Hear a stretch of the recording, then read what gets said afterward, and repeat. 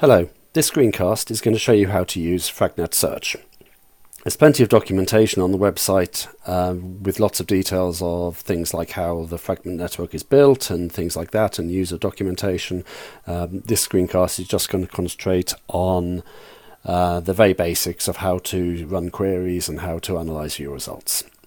So on the Fragnet search site, fragnet.informaticsmatters.com, go to the query page and you can specify a query. You can use one of the examples that we provide here, or you can sketch your own molecule in.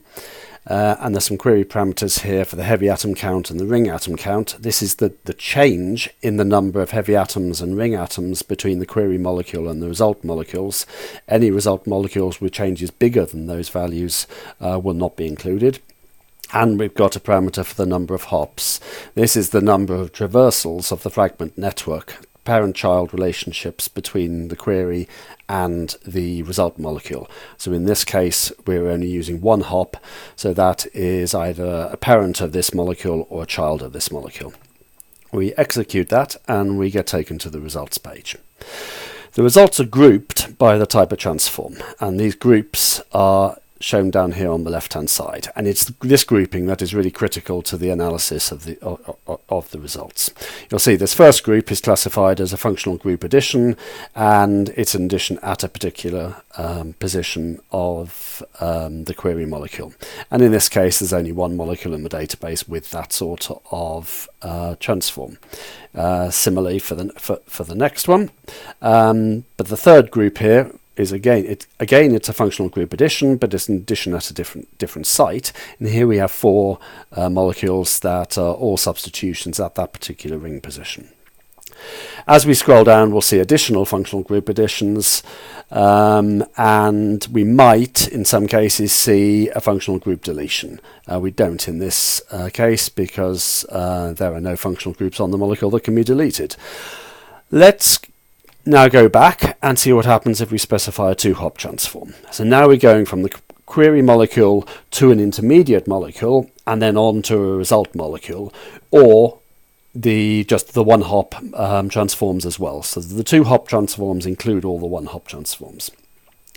We'll run that, and now we'll see a much wider range of molecules in the results.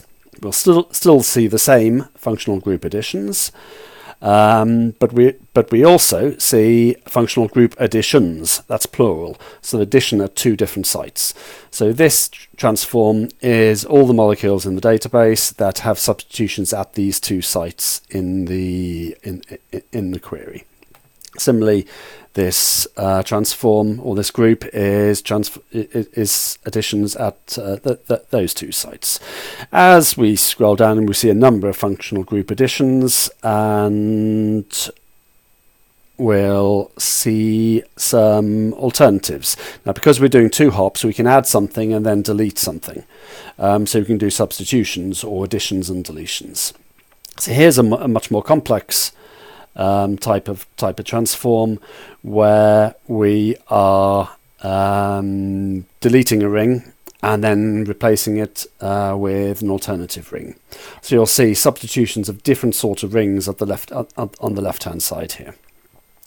Similarly, we can do, here's another example of a ring addition. And other types of transformation we can have are linker substitutions. So we retain the 2 rings, but the group linking the 2 rings is different.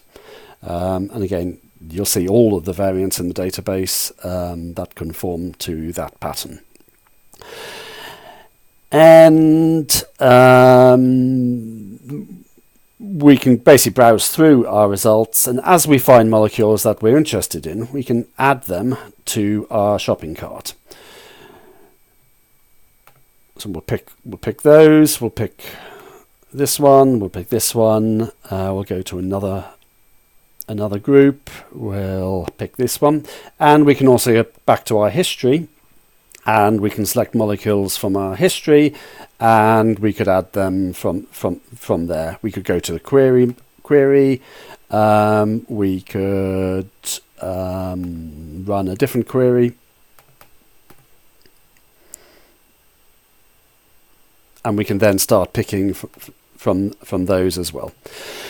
What's the effect of picking these? Well, that's shown up on the shopping cart page, where these are now all the molecules that we've picked, and we want to now go ahead and consider those for purchase. So the first thing we need to do is to fetch the availability of those molecules. So we go back to the Fragnet database and retrieve the forms that are available from the different suppliers. These forms will include things like stereochemistry and salt information, whereas the molecules in the Fragment network do not. They're achiral and they're standardized in a form that doesn't include salts and solvents and things like that. In the forms that we have fetched, we can now go through and make selections on those. These are the ones that you actually might want to purchase. And actually, I've got the filter on here. I'm just filtering for one particular supplier. Let's show them all. Here's a good example. This molecule is available from both Molport and from ChemSpace. In this case, I've said I wanted to buy it from ChemSpace. And I've now made my selection, and I've got a set of codes here, which are the vendors' compound codes that I could go and talk to them about. I can also write out the smile strings and the codes. Let's go to back to the codes, and we'll now filter those molecules to only contain, let's say, the ones from ChemSpace.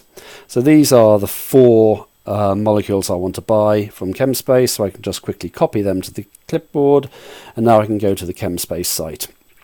On their particular site, if I go products, chemical search, and then text search, I can then paste in those identifiers and then search for them.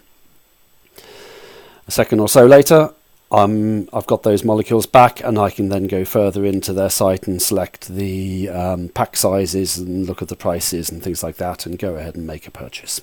So that's basically the mechanism. In Fragnet Search, you start with a query or a number of queries. Each query, you have some results, and on the results you pick the molecules of interest, and then on the carts page you go and fetch the available forms and select the ones that actually you want to investigate from each of the suppliers. So that's it. Take a look for yourself. Go to fragnet.informaticsmatters.com and have a go. Many thanks for your time.